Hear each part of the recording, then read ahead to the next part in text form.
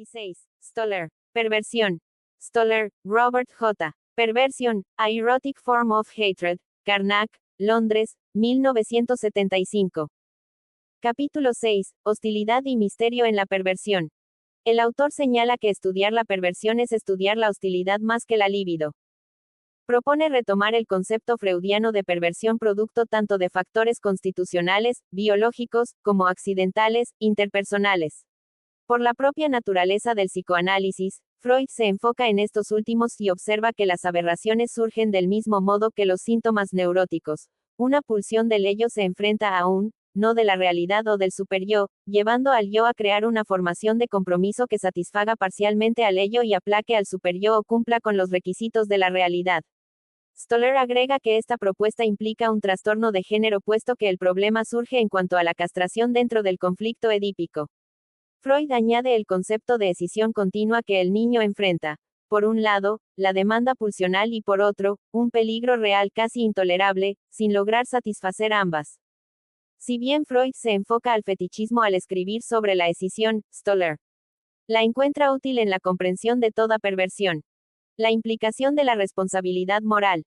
En este apartado, Stoller se cuestiona sobre el libre albedrío puesto que las acciones y los mecanismos mentales ocurren en gran parte de modo inconsciente. Considera que, desde el enfoque psicoanalítico, la motivación surge de la mezcla del determinismo, la necesidad de reprimir a partir de los peligros del mundo exterior y el libre albedrío, cómo se lleva a cabo esta represión.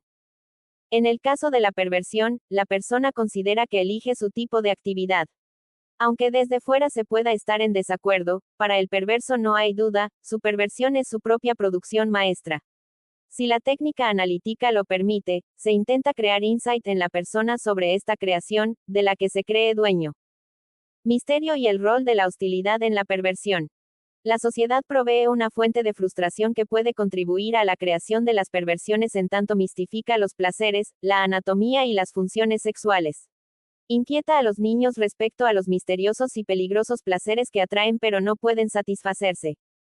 Por ejemplo, el que desde la infancia en adelante se prohíba mirar pornografía dejando el mensaje de que hacerlo ofrece la oportunidad de mirar algo sobrecogedor. Stoller retoma a Freud al señalar que todo neurótico tiene un toque de perverso y agrega que en la perversión per se el odio y la hostilidad hacia la pareja son el centro del asunto. Supone unos padres que infligen hostilidad en el hijo pero este no es consciente de ello. Asimismo, dentro de los elementos aportados por la sociedad, menciona el mirar sexual, no, voyeurismo, y se pregunta si este fenómeno tan común puede ser considerado perversión. ¿Es el misterio lo que causa excitación sexual, aquello no develado? Freud lo sugiere con el complejo de Edipo, aquello misterioso y deseado. Stoller se pregunta por qué el predominio de las perversiones en varones y considera que las restricciones que el varón recibe en tomo a descubrir el cuerpo femenino magnifica las angustias en relación a los genitales femeninos. En este sentido, el útero es peligroso por el silencio y misterio que lo envuelve. Stoller considera que la perversión en el varón tiene como componente un trastorno de género construido a partir de una tríada hostil.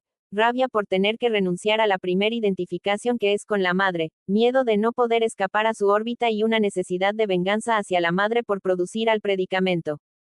El misterio es excitante y funciona de la siguiente manera. 1. Durante el primer año de vida se genera la creencia de pertenecer a uno u otro sexo. 2. Se descubren las diferencias anatómicas entre los sexos, los mensajes desde la familia y la sociedad dan a entender que este tema es de gran importancia. 3. Existe un gran deseo por satisfacer la propia naturaleza pero también se presentan frustraciones y restricciones sociales en torno a la exploración de los sexos.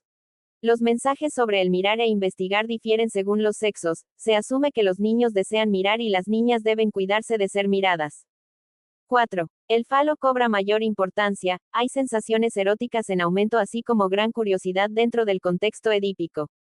A partir de este campo fértil surge la fantasía del falo femenino. 5. Existe la necesidad de satisfacer esta excitación pero también la frustración a partir de prohibiciones. El niño desea mirar pero no debe. Lo que le queda es autoestimularse. 6. Una solución parcial es crear la neurosis versus una perversión, llamada neurosis erótica por Stoller. Freud lo piensa como la neurosis siendo el negativo de la perversión en tanto el deseo se disfraza versus se gratifica directamente. Stoller agrega a esta visión freudiana que la perversión lleva al placer consciente y la neurosis al malestar consciente. El autor agrega que independientemente de la elección de solución neurótica o perversa, satisfacerse o reprimir, el placer erótico depende en gran medida de la madre. El sentido de misterio y peligro son aumentados cuando el niño es traumatizado o sobreestimulado. 7. En este punto, Stoller se pregunta cómo es que la rabia y el miedo ante el peligro llevan al placer. Para terminar con el misterio, que implica la ansiedad de castración y el temor a que la identidad sea destruida, se arma un acto o fantasía de un acto perverso y consciente. La intención es negar el misterio ya sea a través de la fetichización, adoración fálica, fantasía de la mujer fálica, la negación, la escisión, la idealización u otros mecanismos mentales acordes a tal fin. Se logra al negar la diferencia de los sexos o negando la amenaza. El misterio no desaparece pero es negado con cada acto perverso. La ansiedad se reduce solo mediante este medio, ya sea creyendo que las mujeres tienen pene, o que no importa que no sea así pues no se es una, mediante un fetiche que se equipara con el pene femenino, etc. De inicio, el niño revierte el trauma y la frustración a través del juego, los cuentos de hadas, las películas y la ensoñación. Posteriormente, mediante modificaciones y disfraces, lleva a la gente a su alrededor a actuar ciertos roles de este guión antes fantaseado. Sin embargo, para el perverso el uso de los compañeros de juego es a modo de títeres a ser manipulados a voluntad para revivir el trauma, ahora de modo placentero. Debajo de cada fantasía sexual perversa se encuentra una historia de dolor. Hasta este punto surgen dos hipótesis respecto a la perversión. 1. El trauma o la frustración infantil tienen como objeto al aparato sexual y sus funciones o a la propia masculinidad o feminidad. 2. La excitación sexual surge cuando la realidad adulta se asemeja al trauma o frustración infantiles con un alto nivel de ansiedad dentro de un movimiento entre el miedo al trauma y la esperanza de triunfo.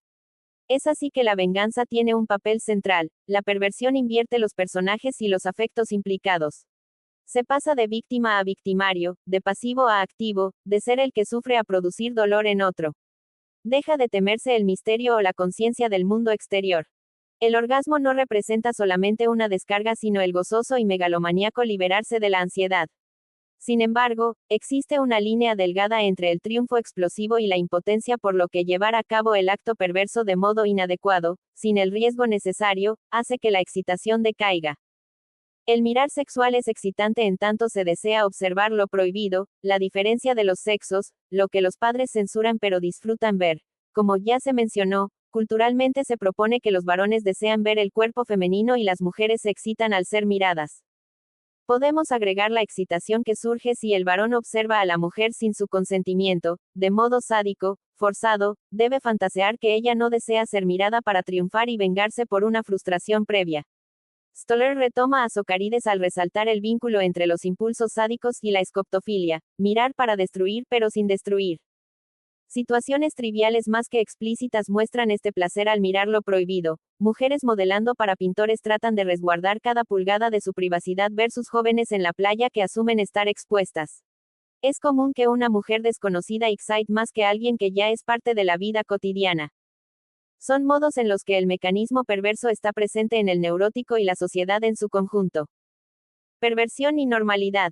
En este apartado, aclara cómo usa el término perversión para este texto.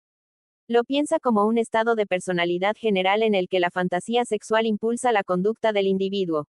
Lo diferencia de un mecanismo perverso. En ambos hay un trauma infantil a vencer, pero en el primero es un trauma brutal mientras que en el segundo es un requisito para pertenecer a la civilización. Asimismo, retoma a Devereux quien señala que la diferencia entre el perverso y el individuo normal está en el uso del otro como objeto o individuo. Para Stoller, es necesario observar el nivel del mecanismo perverso y su coexistencia con otras manifestaciones y observa cómo el uso de la palabra normal solo crea una visión juiciosa más que comprensiva. 16.